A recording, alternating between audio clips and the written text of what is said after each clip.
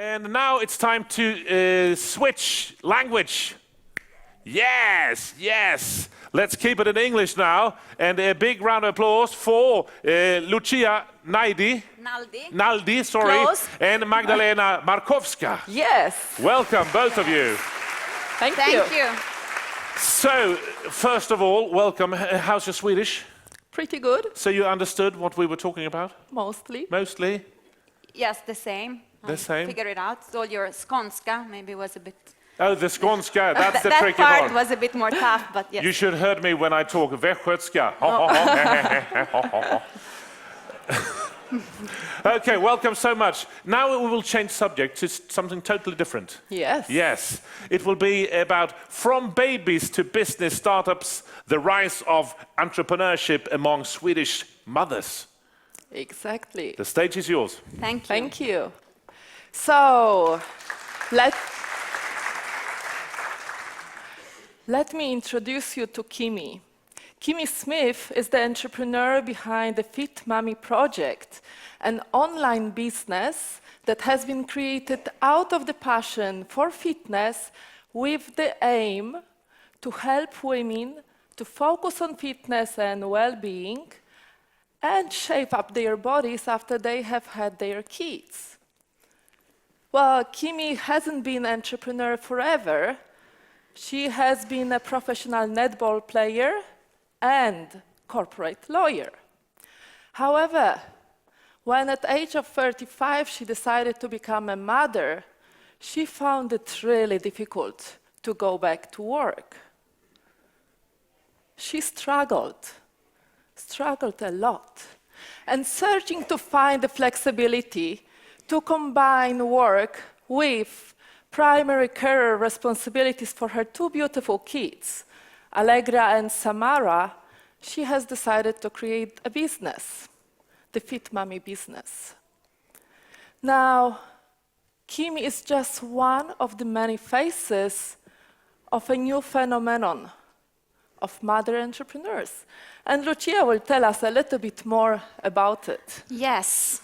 So, it's true that entrepreneurship by mother is actually a growing phenomenon worldwide. There's a lot of mothers that actually decide to opt out, to sort of quit their corporate job and start a business because this is a way for them to combine work and family obligations and get that flexibility that Magda was talking about before. And this phenomenon is, of course, receiving a lot of attention in public media, especially in the Anglo-Saxon world. And they even have created their own label, and it's called mompreneurs. However, the rise of mompreneurs in Sweden is actually counterintuitive. If you think about it, in Sweden, mothers can actually combine work and family obligation mainly if they are employed. We have a very generous parental leave system that is tied to employment. A lot of these benefits, if you think about parental benefits, but also working on flexible working hours, they are very much connected to the fact that you're employed. And it's difficult to realize those benefits if you're self-employed. So Magda and I actually asked, but why do mothers would start businesses in Sweden, right? Yeah. So as we are researchers, the first thing we did, we actually went back to the literature. So what does theory tell us? What would we know about this phenomenon? And when we studied this and looked at theories, well, basically we could find that theories would make two different predictions on what factors would explain entrepreneurship by mothers in Sweden, depending very much on what view they have on gender equality within the family. So you have one perspective that is basically the traditional view on gender equality within families, and this view holds that, well, the world out there has changed. We women, we participate a lot to the workforce, but inside the house, things have changed very little or have changed less than out there. This means that we mothers are still the ones that do the lion's share of the work. At home, it's us that take care mainly of the housework, and it's us that mainly take care of the children. And I guess that might be a few women in the audience and also on stage that might relate, right, to this perspective. So based on this view, so women would make career choices, try to think about which is the best career that allows them to combine work and family obligations. And as we said, in Sweden, that would be being employed, which means that mothers would start businesses in Sweden for necessity. So based on this perspective, the key factor that would explain entrepreneurship by mothers would be either that these mothers are unemployed or they belong to a group that has a difficult time to get an employment with good conditions, for example, immigrants. So this is basically the first prediction. But fortunately, we also have an alternative view. So there's also literature that says that, well, gender inequality is not a persistent feature of most families. Actually, these family-friendly policies that have allowed or helped women to take part to the workforce, they have also challenged rules and expectations within the house. And this means that when it comes to roles and responsibilities, families are much more egalitarian. So there are sociologists that talk about the democratic family, where a mother and her partner, they negotiate who does what and when. There is also talk about double emancipation. So it's not only that the mother is emancipated to not only take care of the children, but also to work. But the dual emancipation means also that the father can be worker and carer. So under this scenario, when a mother makes career choices, she would basically negotiate with her husband or her partner who is going to take the responsibility of the children, who is going to make use of the benefits when it comes to parental benefits. So according to this view, we could expect that the amount of paternity leave that the father takes is the most important predictor of entrepreneurship among mothers. So, of course, these factors, on the one hand, necessity-driven factors like being unemployed or being an immigrant, or on the other hand, the amount of paternity leave taken by their partners, of course, all these factors could coexist. So Magda and I decided to look into, but which is the most important driver of entrepreneurship? And this is what we try to focus on in our research. And we have also been interested in looking how do mothers make sense of their choices and their consequences.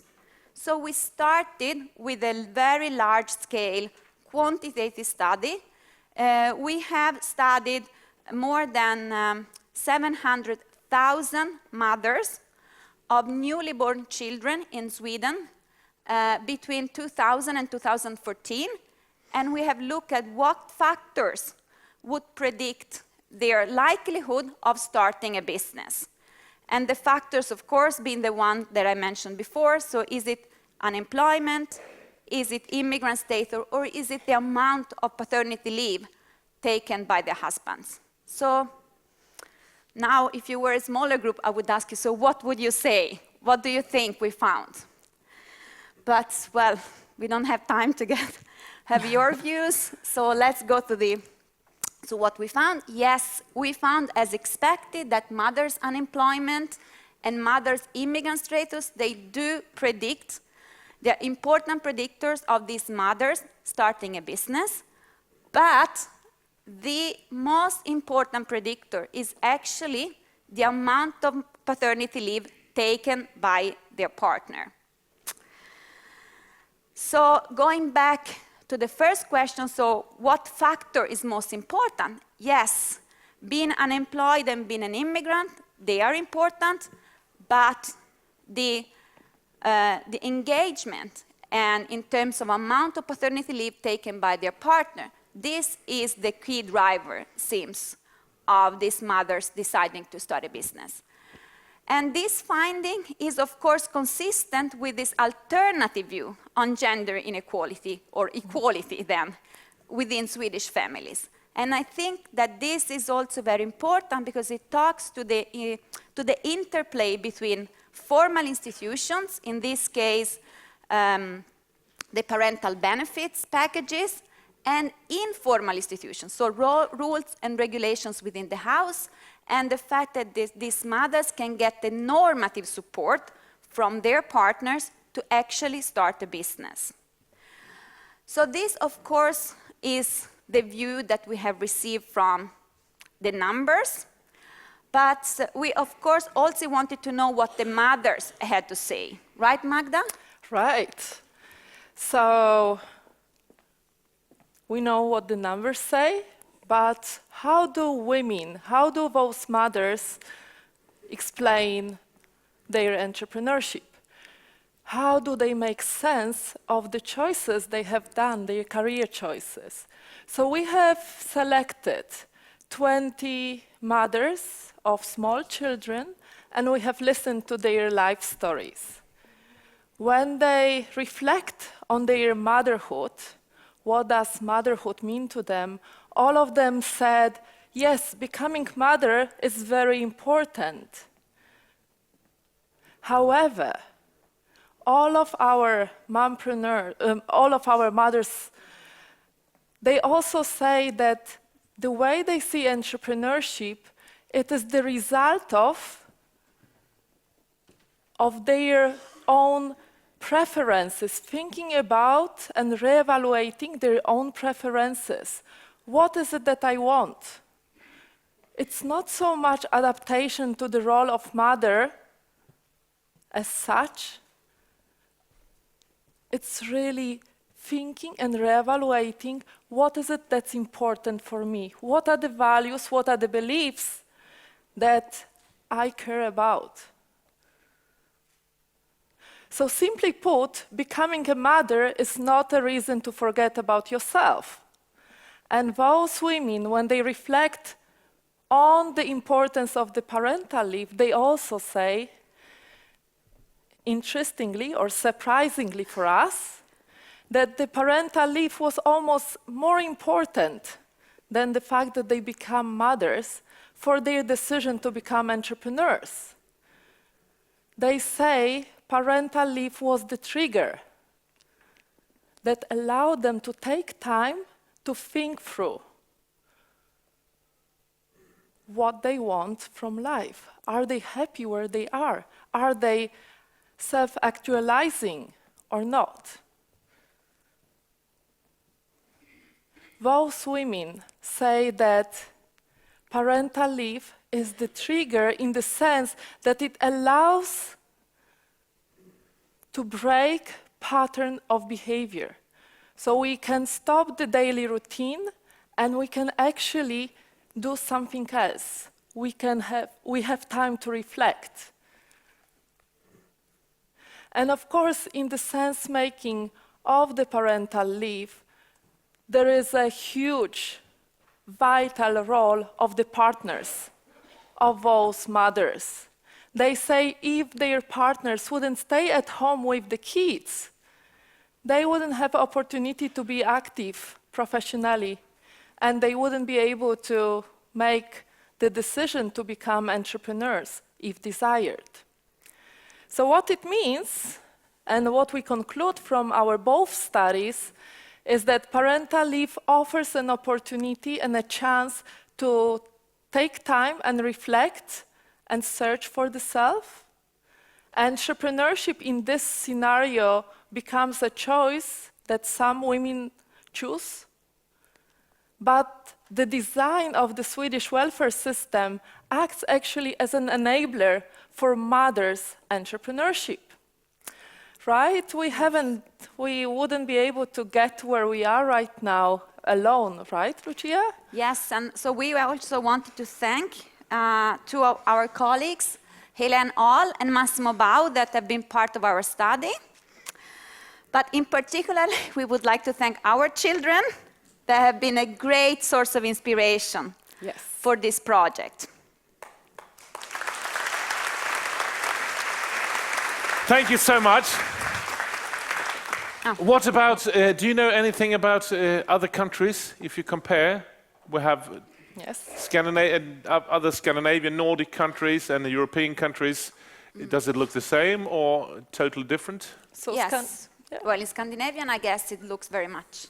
It could look the same, but other European countries, they have a very different welfare systems when it comes to parental leave. So, for example, a lot of the studies that have been done on these mompreneurs, they have been done in the UK.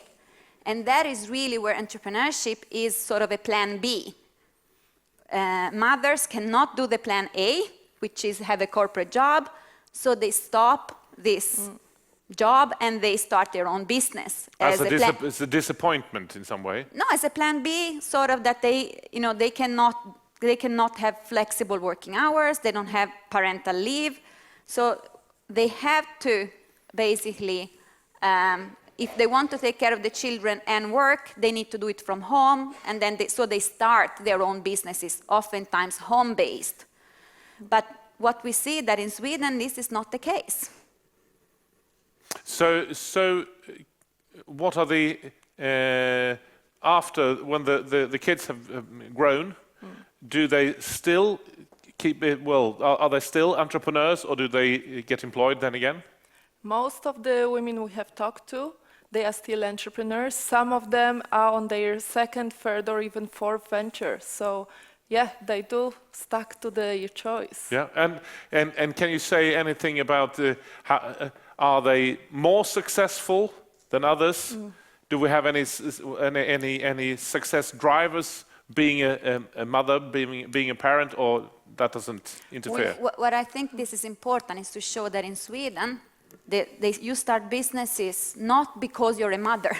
You start business because you see a business opportunity, and that also means that maybe we haven't looked into that, but that means that then you might be successful or exactly as if you were a man. Yeah. While in other contexts, mothers start businesses because being a mother, they cannot have a regular job. But here, thanks to the fact that their husbands can stay home with the children, then mothers would start businesses because they want to seize an opportunity. Of course, we also have those that we saw that might start businesses because they're unemployed or because they have a difficult time to find a job. But still, I think that what is positive in our research is that it shows that thanks to the welfare system, mothers can behave exactly as fathers. Can you say anything about fathers staying for parental leave? Because there's quite a lot of those as well. Do they go through the same journey? Do you know anything about that? We haven't really looked, but one could think that way. One could also go a step further and actually consider is a sabbatical break, which could be comparable to a parental leave, because it also could trigger this self-reevaluation, right? Yeah. We haven't looked into that, but that's a great future question. Let's try that later, because you will be so successful, I believe. And I wonder if you can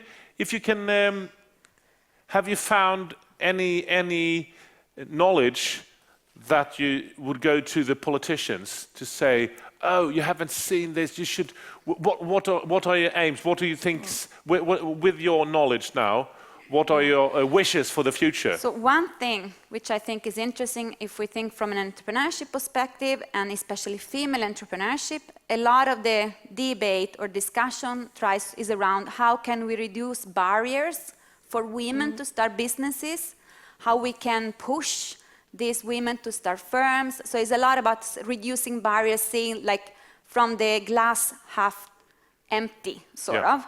And I think that instead for us, what was interesting is that we see that the welfare system is an enabler instead. So let's start think positive about female entrepreneurship. Think about enablers. And I think that the fact that the welfare system we have, especially in connection to parental benefits, can be an enabler for female entrepreneurship. That's quite an interesting take for policymakers, I would say. Very much so, I believe also. Very interesting to listen to you. Thank you so much. Pick your own, grocery, I had almost said, but flour. Flower, Oh, yeah, not a box. No. Well, you can, no, not a box. Thank you so much, both of you. Thank you.